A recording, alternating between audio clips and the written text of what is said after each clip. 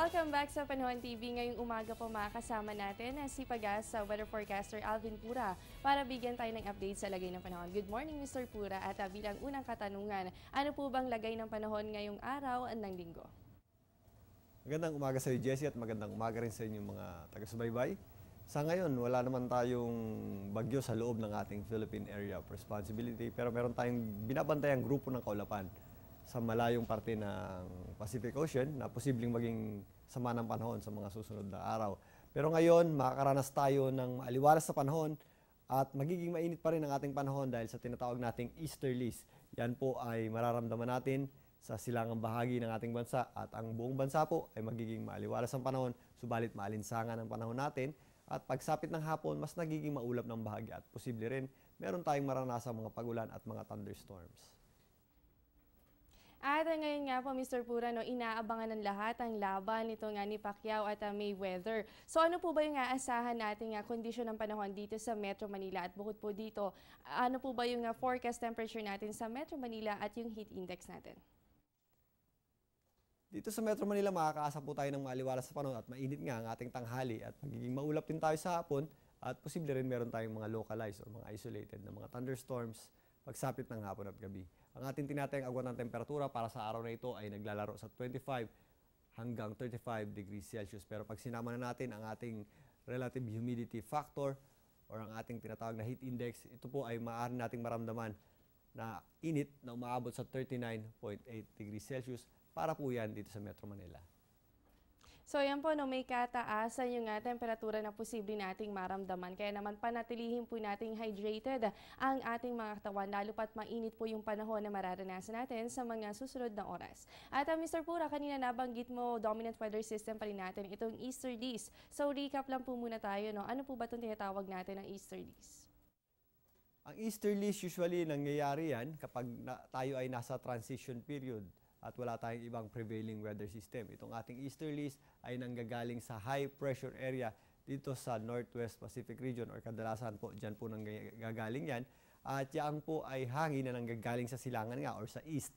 Yan po ay dumadaan dito sa ating karagatan ng Pasipiko, kaya yan po ay namomodify or nagiging warm and humid or mainit at malinsangan at dumadaan po sa atin or dumarating yung ating hangin dito po sa ating bansa, kaya po nagiging mas maalinsangan ang ating panahon. Pero pag may easterlies tayo, bagamat maganda ang panahon natin, mataas din ang posibilidad ng mga thunderstorms, lalo na sa silangang bahagi ng ating bansa. Mr. Pura, kahapon naman po nabanggit sa interview na posible na ngang umiral ito nga southwest monsoon sa buwan ng Mayo. So posible po ba o ibig sabihin ba nito ay maagang matatapos itong tag-init? Actually, Jessie, pag ganitong buwan ng Mayo, nagsisimula na talaga yung ating tinatawag na pag-ikot ng hangin or pagpasok ng ating habagat, lalong-lalo na po sa panahon or sa pangalawang parte ng Mayo. Usually, ang ating southwest monsoon ay nanggagaling sa high pressure area naman.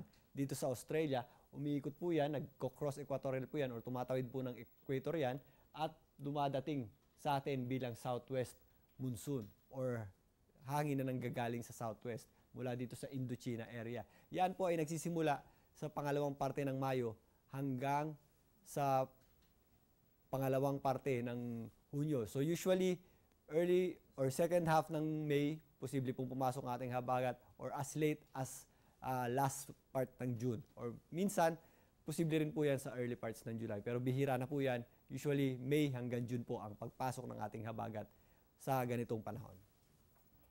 So yan po, maraming salamat po Mr. Pura at bilang paalala lamang sa mga lalabas po ng tahanan, huwag po natin kalilimutan ang pagdadala ng payong dahil gaya kahapon, posible pa rin tayong makaranas ng mga pulupulong pagulan o pagkilat pagkulog sa hapon o kaya naman po ay sa gabi.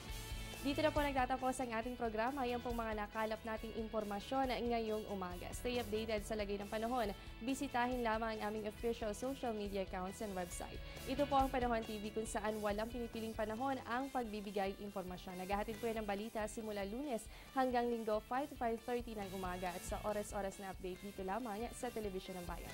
Ako po ang inyong nakasama ang inyong weather body, Jessie Basco. Magandang umaga sa inyong lahat. Ang programang ito ay hatid sa inyo ng Air 21. Sagot ko, padala mo.